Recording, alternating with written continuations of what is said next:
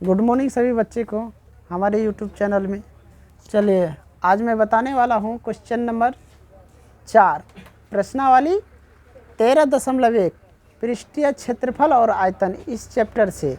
हमारा इससे पिछले वीडियो में 1 नंबर 2 नंबर और 3 नंबर यहाँ तक क्वेश्चन बन चुका था और 4 नंबर से अभी हम शुरू करने वाले हैं, समझ गए। तो चलो तुम लोग फटाफट कॉपी निकालो और कुछ सवाल तुम लोग से पूछ लेते हैं, उसके बाद हम आगे बढ़ेंगे, समझ गए।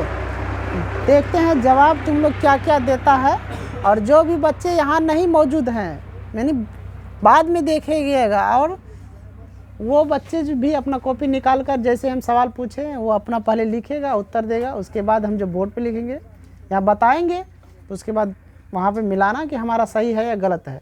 तो सबसे पहले जल्दी जल्दी फटाफट बोलो बेलन का 3 गो सूत्र। बेलन का क्षेत्रफल क्या होता है, जल्दी बोलो।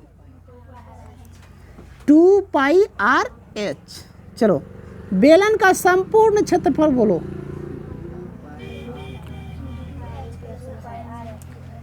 जल्दी बोलो बेलन का संपूर्ण क्षेत्रफल 2πr × h+r। चलो अब पूछने वाला हूँ शंकु का क्षेत्रफल बोलो। शंकु का क्षेत्रफल क्या होता है, जल्दी बोलो। πr/l। चलो गोला का क्षेत्रफल बोलो। गोला का क्षेत्रफल क्या होता है, जल्दी बोलो। 4πr²। अर्धगोला का क्षेत्रफल बोलो।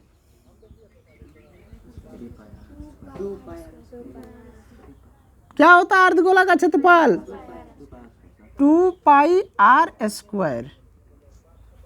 छिन्नक का क्षेत्रफल बोलो। शंकु के छिन्नक का क्षेत्रफल π×r1 + r2 × l। ये किसका है, शंकु के छिन्नक का क्षेत्रफल। और भी सारे सूत्र आता है, तुम लोग ध्यान से इसको याद करो तभी जो है आगे बना पाओगे, नहीं तो नहीं बना पाओगे। चलो घन का आयतन बोलो। घन का आयतन क्या होता है, भुजा Q। घनाभ का आयतन बोलो, LBH। बेलन का आयतन πr²h। शंकु का आयतन बोलो 1/3 πr²h। चलो छिन्नक का भी होता है आयतन, जल्दी बोलो।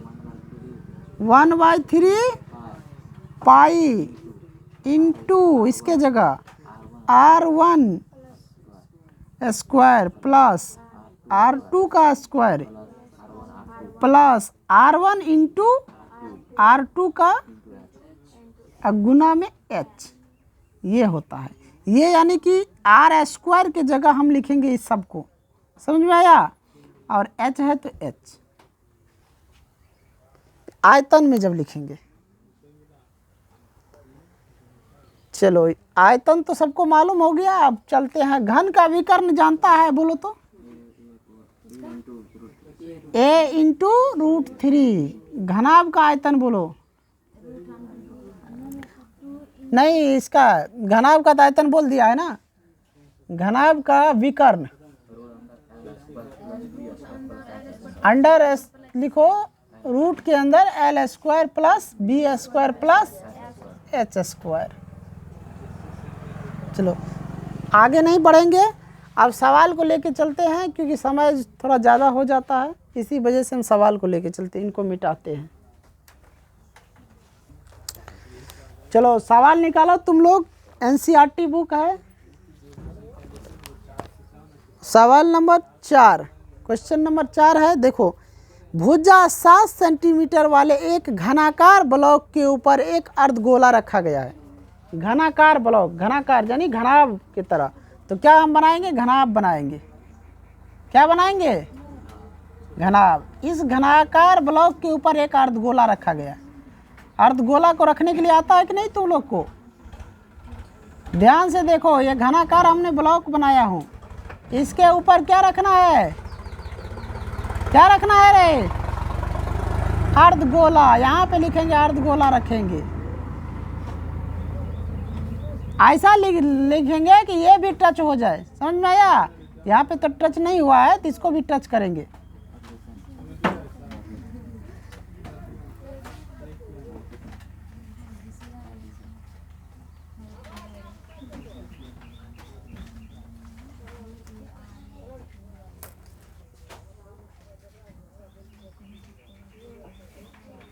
ये हमारा ब्लॉक है, सब में टच करेंगे। ये अर्धगोला है। अर्धगोला कैसे है तो देखो, है कि नहीं अर्धगोला? हमारा ये क्या है, घन का आकार का ब्लॉक है, इसके ऊपर एक अर्धगोला आरोपित है। सवाल यही कह रहा है, अर्धगोले का अधिकतम व्यास क्या हो सकता है? अर्धगोला का अधिकतम व्यास देखो, देखा जाए तो देखो, ये जो है ना, ये इस प्रकार है और ये इस प्रकार है, ये है ना इस प्रकार। तो देखो इसकी ये भुजा दिया है कितना, 7 सेंटीमीटर दिया है ना, तो ये यहाँ से यहाँ व्यास कितना होगा, जितना ये भुजा होगा उतने ना व्यास होगा। तो लिखेंगे इस घनाकार ब्लॉक में वृत्त का व्यास, अर्धगोले का व्यास, घनाकार ब्लॉक में अर्धगोले का व्यास, अधिकतम व्यास, अधिकतम व्यास क्या होगा रे, 7 सेंटीमीटर। अधिकतम व्यास कितना होगा, 7 सेंटीमीटर। इसका अधिकतम व्यास यानी भुजे बराबर है, ये गोला इधर सट रहा है चारों तरफ, तो भुजे के बराबर में व्यास होगा। समझ में आया? आगे फिर देखो क्या कह रहा है सवाल, इस प्रकार बने ठोस का पृष्ठीय क्षेत्रफल ज्ञात कीजिए। इस प्रकार बने ठोस का क्या करना है, पृष्ठीय क्षेत्रफल ज्ञात करना है। तो यहाँ पे लिखेंगे सॉल्यूशन में दिया गया है, क्या दिया गया है रे, घनाकार ब्लॉक की भुजा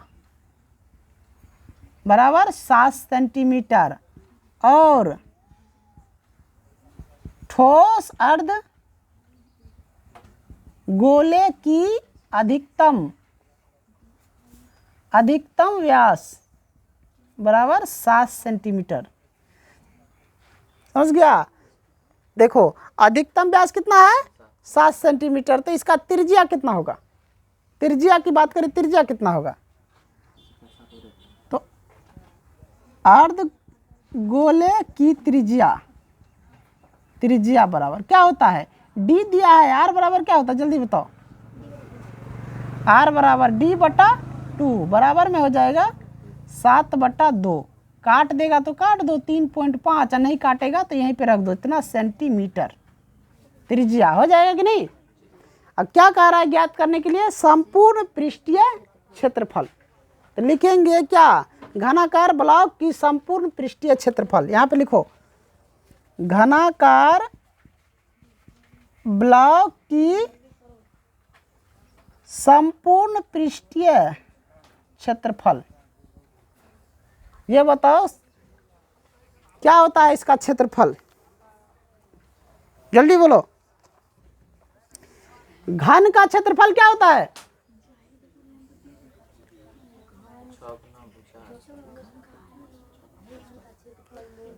बोलो, 6 गुना होता है भुजा स्क्वायर, भुजा स्क्वायर प्लस में अर्धगोला का भी तो लिखना है ना।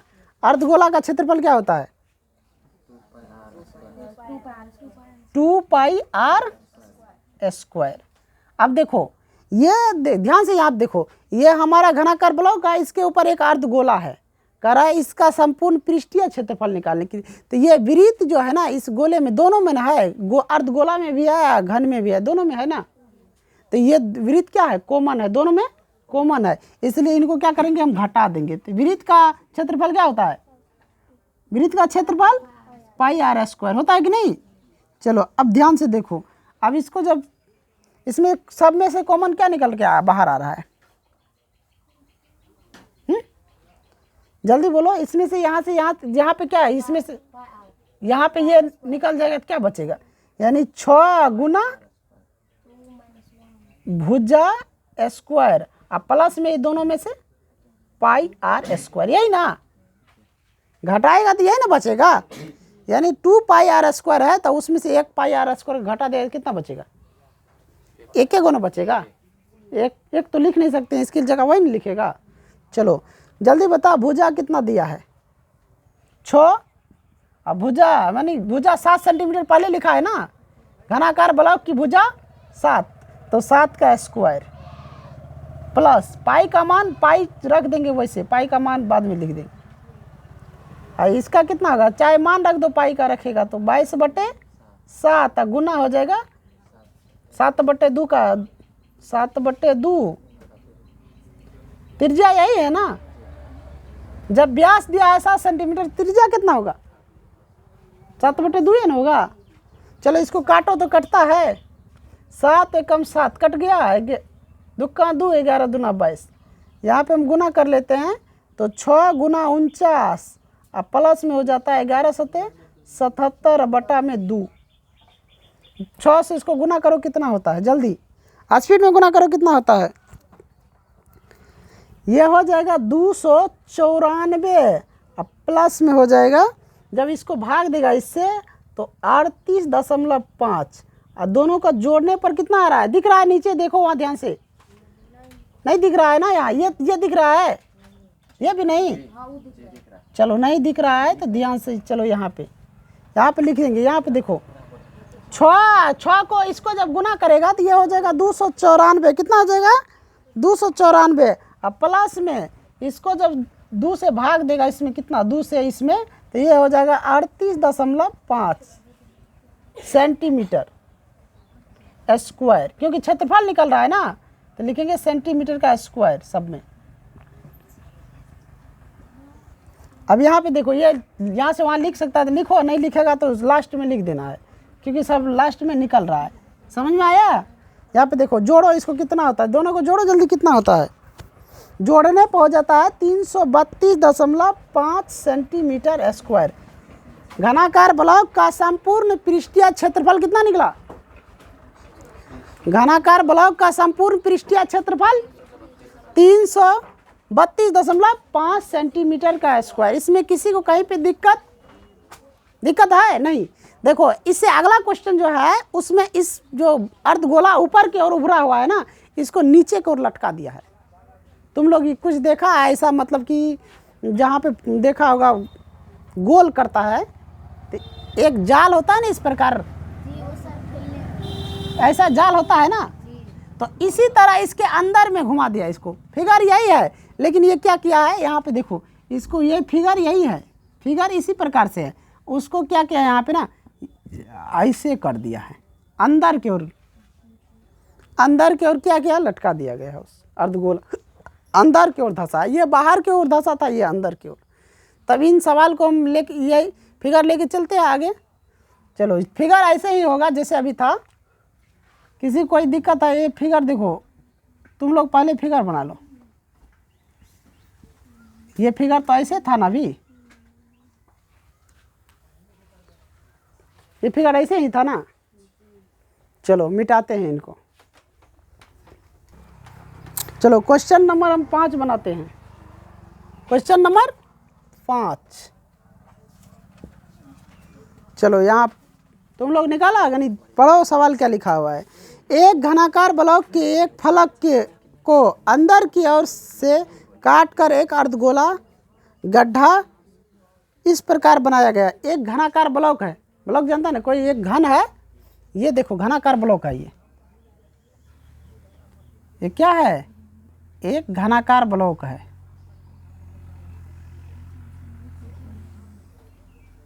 ये एक घनाकार ब्लॉक है।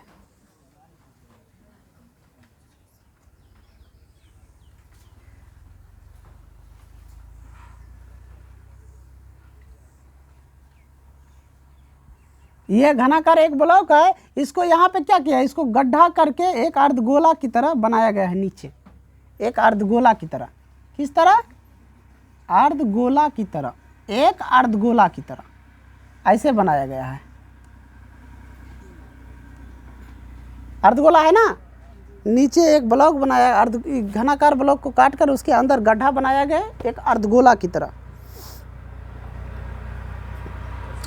अर्धगोले का व्यास घन के एक किनारे के बराबर है, शेष बचे ठोस का पृष्ठीय क्षेत्रफल ज्ञात कीजिए। अर्धगोला का व्यास क्या है? घन के एक किनारा का बराबर। तो घन का प्रत्येक किनारा बराबर होता है या कम ज़्यादा होता है? हाँ, तो यहाँ पे लिखेंगे माना कि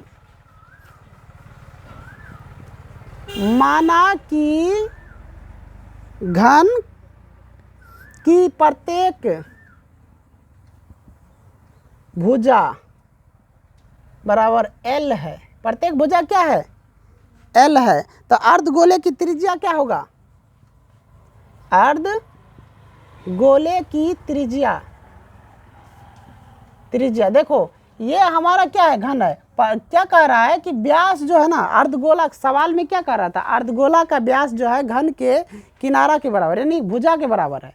तो घन का भुजा L है तो उसके बराबर उसका व्यास है। तो L जो है इसका व्यास, अर्धगोला का व्यास L है तो त्रिज्या क्या होगा? L/2 होगा कि नहीं? तो त्रिज्या यानी कि R बराबर L/2। अर्धगोले की त्रिज्या क्या होगा? L/2। आगे का रहा शेष बचे ठोस का पृष्ठीय क्षेत्रफल। अब जो शेष में जो काट के निकाल दिया, जो बच गया उसका लिखे यहाँ पे, शेष बचे ठोस का पृष्ठीय क्षेत्रफल बराबर।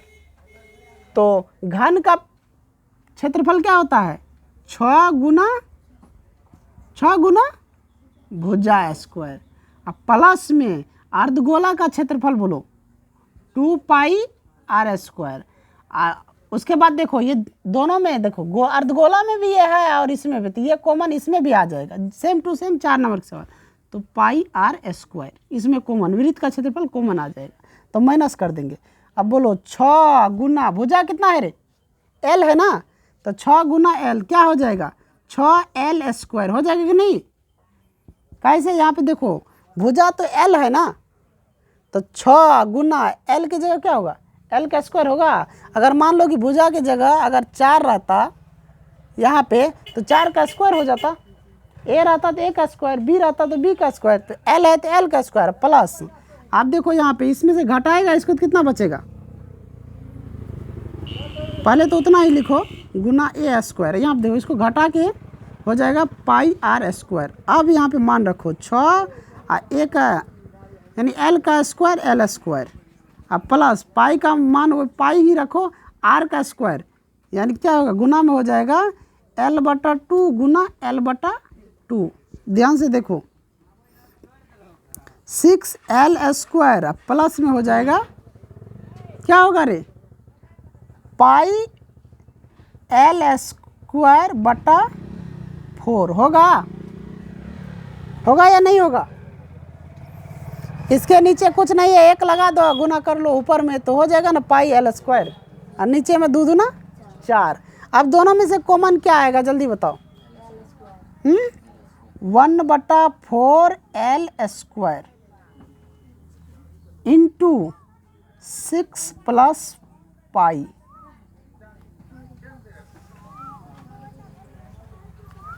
बचेगा या नहीं जल्दी बताओ? बात करें ऊपर की तो कितना, इसमें से कॉमन क्या आएगा? वही आएगा ना। यहाँ पे नहीं आया समझ में? जल्दी बोलो। हाँ देखो दोनों में से एक कॉमन ले सकते हैं और दोनों में से L² ले सकते हैं। अब 4 कहाँ से आया यही ना सोच रहा है? तो तुम ऐसा करो कि इन दोनों का लघुत्तम ले लो, क्या होगा?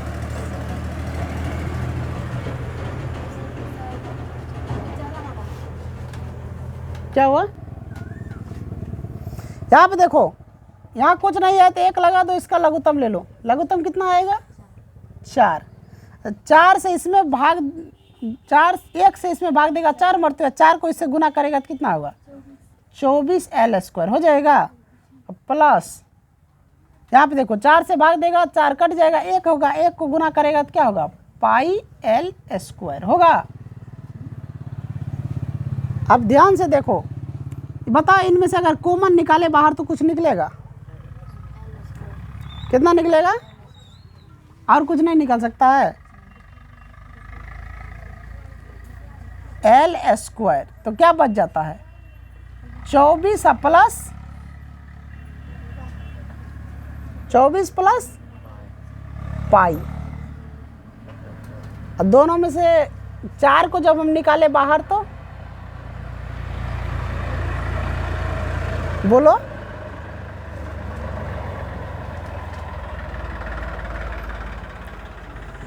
सवाल में कितना दिया है? सवाल में कितना दिया है? देखो ये 4 जो है ना इसको हम कॉमन निकाल सकते हैं तो ये हो जाएगा 1/4L² इंटू 24 प्लस पाई। अब ये कैसे हुआ? तो इससे जब गुना करेगा इसको तो उतने हो जाएगा, इससे जब गुना करेगा इसको तो उतने होगा या ज़्यादा हो जाएगा? यहाँ पे देखो ना रे 1/4 इसी से गुना कर देगा 24L² प्लस πL²। इसको जब गुना कर देगा तो क्या होगा? नहीं हो जाएगा, गुना करेगा तो नहीं हो जाएगा। ऊपर से ये गुना हो जाएगा, नीचे से कुछ नहीं तो 1 लगा के नीचे से गुना, ये नहीं हो जाएगा, उतने आ जाएगा। आएगा कि नहीं आएगा?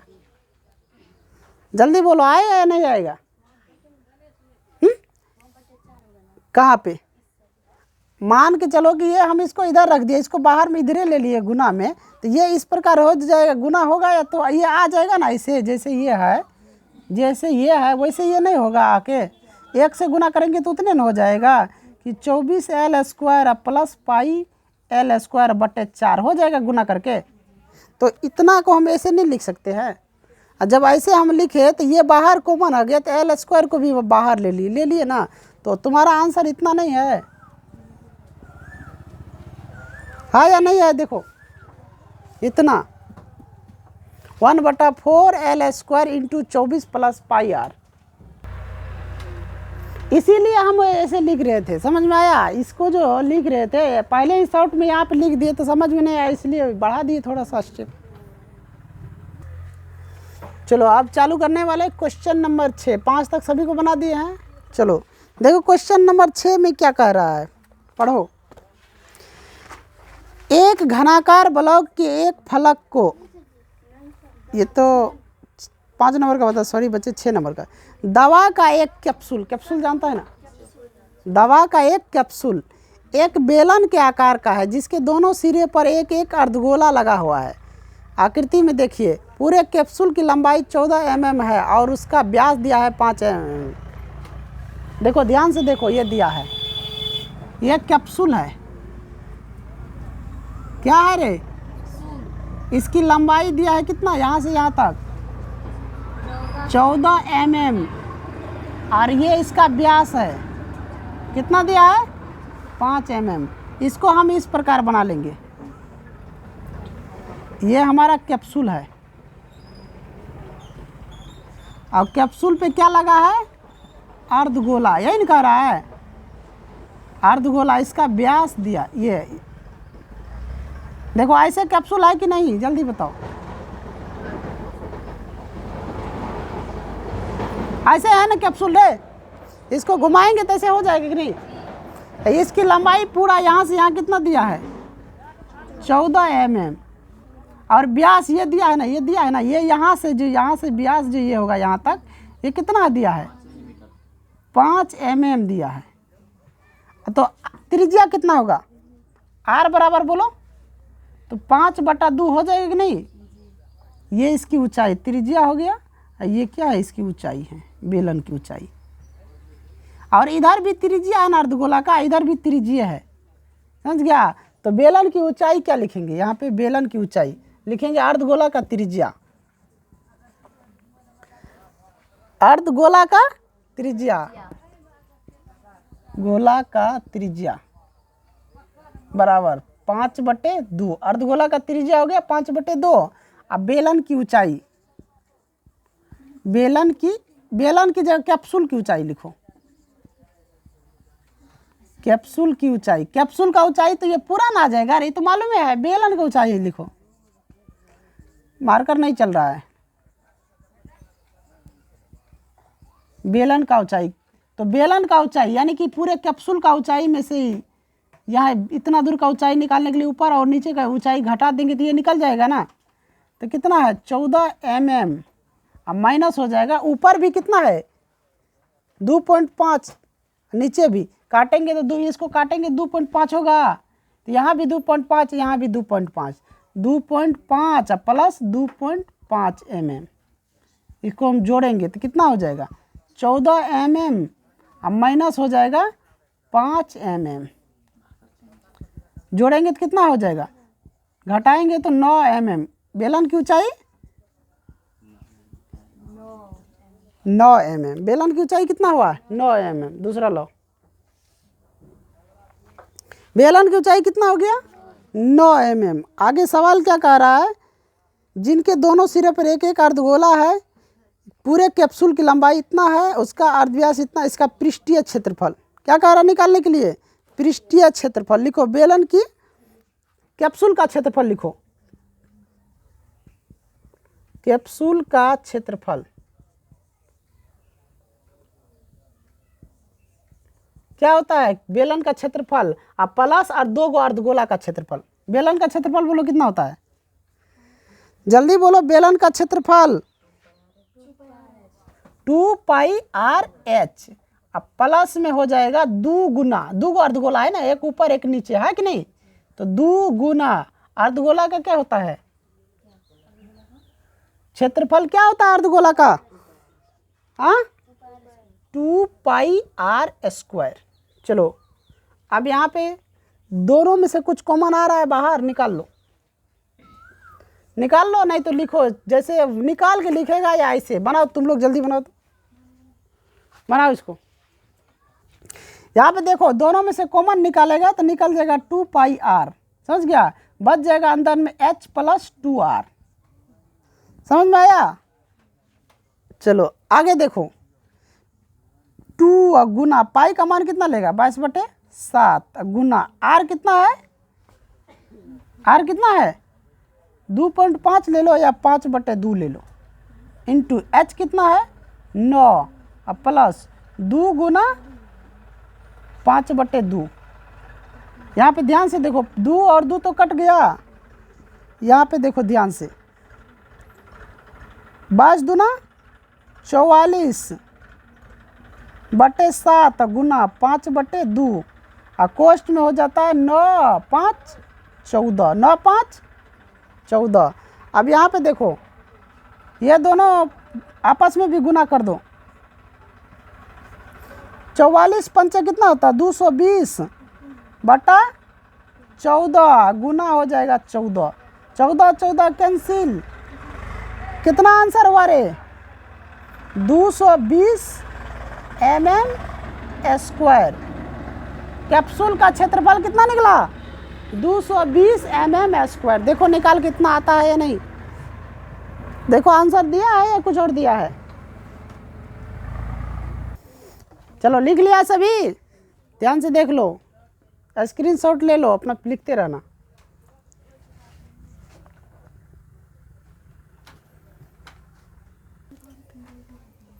क्वेश्चन नंबर 7, चलो इसको पढ़ते हैं। क्वेश्चन नंबर 7 देखो क्या कह रहा है, कोई तंबू एक बेलन के आकार का है जिस पर एक शंकु आरोपित है। कोई तंबू क्या है, एक बेलन के आकार का। तंबू जानता है ना, जहाँ तुम लोग गांव में नहीं देखता है तंबू, कहीं कहीं जो सिरकी जो होता है घर बनाता है, झोपड़ी, तंबू, ये बनाओ, तंबू बनाओ एक जल्दी, देखा है तो ये हमारा एक तंबू है। क्या है ये, बेलन का आकार का एक तंबू है, बेलन का आकार का एक तंबू है।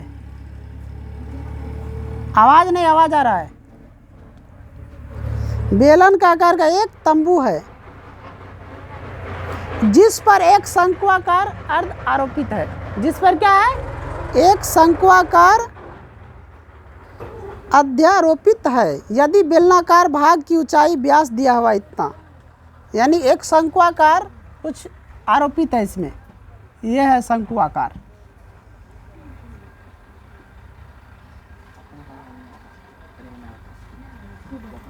समझ में आया रे? अब कह रहा है ऊंचाई और व्यास क्रमशः 2.1 mm और 4 mm है। देखो ऊंचाई और व्यास दोनों बोला गया है ना, ऊंचाई और व्यास। तो ऊंचाई हो जाएगा तुमको, ये ऊंचाई हो जाएगा 2.1 mm और व्यास देखो, व्यास मतलब ये यहाँ से यहाँ, ये यहाँ से यहाँ कितना हो गया? d बराबर 4 mm। तो r बराबर कितना होगा? 2 होगा कि नहीं? r कितना निकला रे? 2। r बराबर 2। जब व्यास दिया है, देखो सबसे पहले सवाल में देखो क्या समझो, इसमें क्या कह रहा है? व्यास दिया है, पहले बोला ऊंचाई है, बाद में बोला है व्यास। पहले क्या बोला है? ऊंचाई है, बाद में व्यास। तो पहले ऊंचाई, तो पहले जो है 2.1 mm जो है वो क्या है? ऊंचाई है। और व्यास बोला है बाद में, तो बाद में जो 4 m लिखा है वो क्या है? व्यास है। आगे पढ़ो। शंकु की तिर्यक ऊंचाई 2.8 mm है। यानी कि शंकु ये है ना, इसकी तिर्यक ऊंचाई ये L बराबर दिया है 2.8 mm L। आगे फिर देखो क्या कह रहा है। तो इस तंबू को बनाने में प्रयुक्त कैनवास का क्षेत्रफल ज्ञात कीजिए। साथ ही 1 मीटर प्रति mm² की दर से, यानी 500 रुपया खर्चा होता है, इसका खर्चा भी ज्ञात कीजिए। कैनवास, कैनवास से क्या किया? एक बनाया, ये ज़मीन है, समझ गया? एक मतलब कि इस प्रकार का तंबू खड़ा किया है, तो नीचे में कुछ भी दे के ढक सकता है ना। ज़रूरी है कि कैनवास दे के ढकेगा? कैनवास जो है इस साइड से और इस साइड से प्रयोग किया गया है, नीचे में प्रयोग नहीं किया गया। नीचे में बोरा हो या कोई दरी हो या कोई बिछावन वाला जैसे चादर उधर होता है वो डाल दिया हो नीचे में। तो कैनवास का प्रयोग ये शंक्वाकार भाग में और बेलनाकार भाग में हुआ है, नीचे जो है ये नहीं हुआ है। समझ गया? तो इस भाग को छांट देंगे, बाकी इस दोनों भाग का क्षेत्रफल हम निकाल लेंगे। और क्षेत्रफल निकालने के बाद 500 से उस क्षेत्रफल को गुना करेंगे। समझ गया? तो इसमें जितना लागत हुआ है, खर्चा हुआ, वो क्या होगा? निकल जाएगा। समझ में आया? चलो लिखो। बेलन की त्रिज्या कितना दिया है यार? देखो बेलन की त्रिज्या हमने क्या लिखा है? 2। बेलन की त्रिज्या बराबर 2 मीटर लिखो या mm लिखो। 2 मीटर। बेलन की ऊंचाई, बेलन की ऊंचाई, ऊंचाई कितना दिया है बेलन की? 2.1 मीटर। कितना दिया है? शंकु की तिर्यक ऊंचाई बोलो, यहाँ पे देखो तिर्यक ऊंचाई, शंकु की तिर्यक ऊंचाई, ऊंचाई या लंबाई बोल सकता है उसको, कितना दिया है रे? 2.8 मीटर। अब क्या कह रहा है?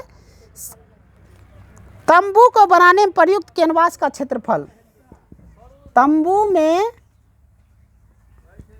बनाने में प्रयुक्त कैनवास, कैनवास का क्षेत्रफल बराबर तंबू में, यानी कह रहा है इस तंबू में जो कैनवास लगा है बनाने के लिए उसका क्षेत्रफल निकालो। और क्षेत्रफल निकालने के बाद क्या करो? उसको ना एक क्षेत्र मतलब 1 मीटर का क्षेत्रफल का जितना दाम है उससे उसको गुना कर दो, ताकि कितना इसमें कैनवास वाला कपड़ा लगा है उसका कीमत निकल जाएगा। समझ गया? निकालो, जल्दी निकालो। लिखो बेलन का क्षेत्रफल, बेलन का क्षेत्रफल या पृष्ठीय क्षेत्रफल या वक्र क्षेत्रफल लिखो। बेलन का पृष्ठीय क्षेत्रफल अब प्लस बेलन के साथ साथ किसका क्षेत्रफल? शंकु का क्षेत्रफल, शंकु का क्षेत्रफल, पृष्ठीय क्षेत्रफल, पृष्ठीय क्षेत्रफल। पृष्ठीय क्षेत्रफल कहने का मतलब यह हुआ कि इसके ऊपर ऊपर, शंकु के ऊपर ऊपर और बेलन के ऊपर ऊपर, जैसे मान लो कि एक ड्राम है, ड्राम देखा है ना, उसके ऊपर ऊपर पेंट होता है ना, अंदर में नहीं होता है। तो पृष्ठीय मतलब पृष्ठ पर ऊपर ऊपर जो है कपड़ा कितना लगा इसमें, बेलन में और शंकु में। तो बोलो बेलन का क्षेत्रफल बराबर क्या होता है, पृष्ठीय क्षेत्रफल। बेलन का पृष्ठीय क्षेत्रफल क्या होता है, 2πr/h प्लस शंकु का पृष्ठीय क्षेत्रफल क्या होता है, πr/h। शंकु का पृष्ठीय क्षेत्रफल और बेलन का पृष्ठीय क्षेत्रफल क्या होता है रे, πr/l। चलो अब देखो इसमें से सब कुछ तो दिया हुआ है, सूत्र के अनुसार से निकालो, तुम लोग जल्दी निकालो। तो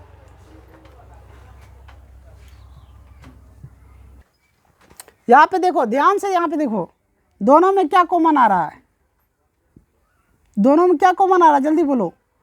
पाई आर आ रहा है ना, तो अंदर में बच क्या रहा है, 2h प्लस एल, यही ना बच रहा है, 2h प्लस एल।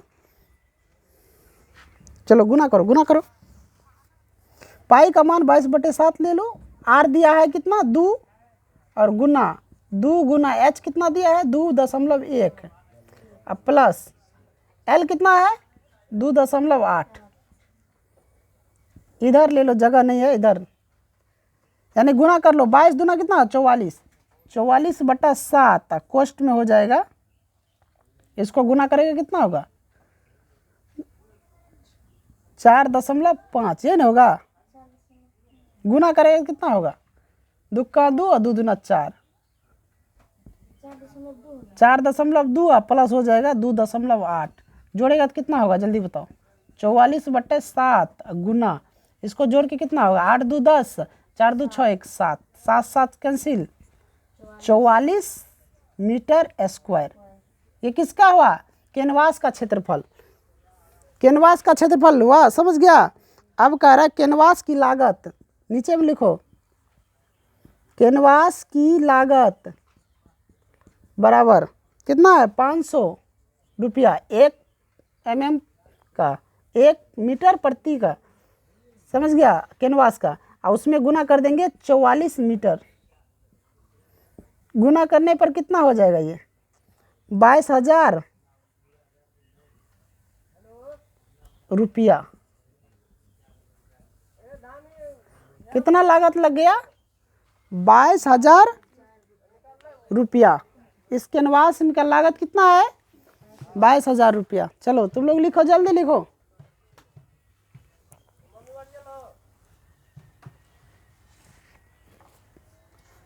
दिख रहा है, स्पीड में लिखो।